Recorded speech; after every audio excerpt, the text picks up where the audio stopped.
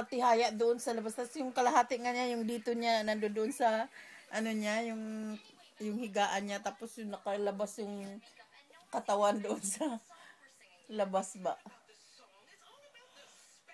Pati kaya, ano mo, galaw mo sa video mo.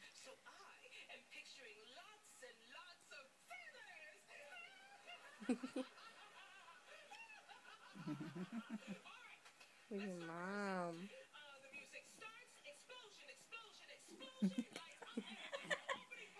Tapos, ginaganyan niya ba? Yung maglaro siya, gumagano lang siya, yung bibig lang niya ang kukuha doon sa ano ba?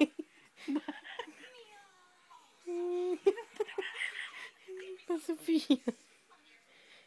You're so spoiled. Ayan na naman siya. Ayan na naman siya.